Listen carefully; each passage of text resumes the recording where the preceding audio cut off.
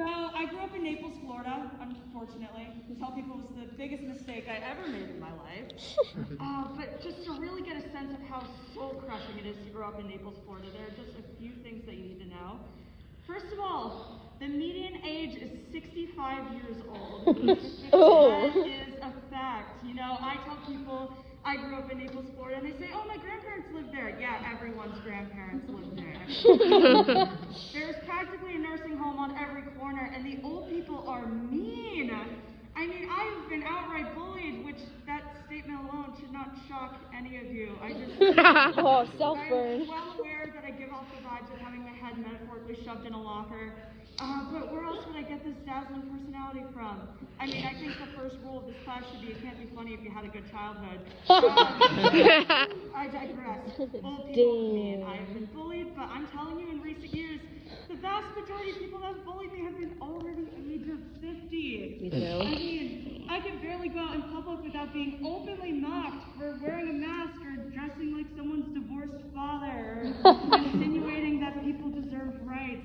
I mean, these people are so bold, considering that one swift kick in the back of the knee would just do them in. Probably not even that. I could probably just sneeze in a 10-foot radius of them and they just fade into dust. Anyway, fact number 2, along with a lot of old people, we have a lot of tourists. The tourism rate just keeps on going up, and it is disgusting. Why anyone would willingly come to Naples, Florida is beyond me. But, you know, you get out on the road one day in fall, and suddenly the colors of the license plates start changing. They're here. Oh, gosh. Oh, they're so annoying, but also so entertaining. My favorite thing that tourists do is they clap when the sun sets. I know that may shock you because the sun sets literally everywhere, every single day.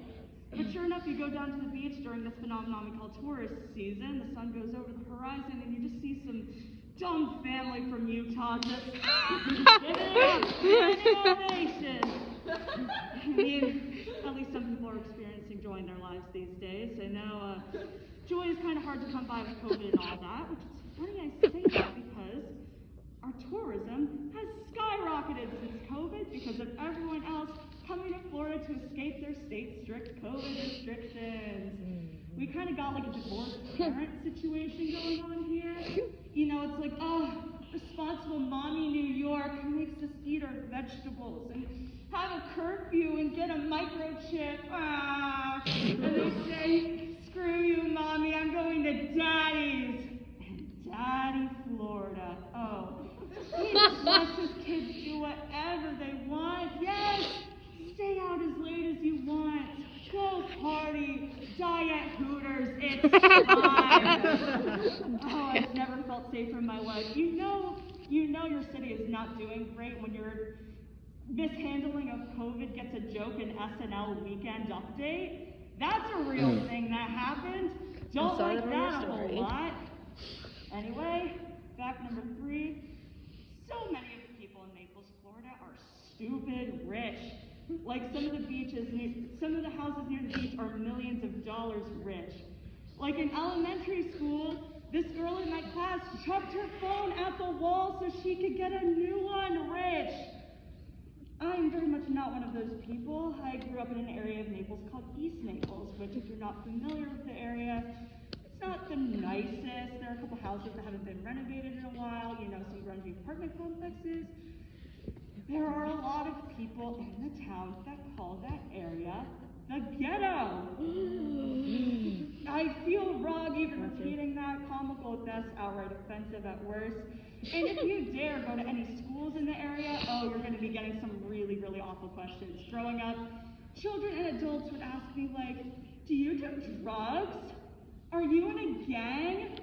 Don't get shot. This is Naples, Florida we're talking about. People think I'm going to join a gang in the same city where Judge Judy owns a house. I mean, and it gets so bad that the town officials are actually considering changing the name of the town from East Naples to South Naples. Yeah, they're so concerned about a bad reputation that they're willing to change the direction of the town. That is serious commitment if you ask me.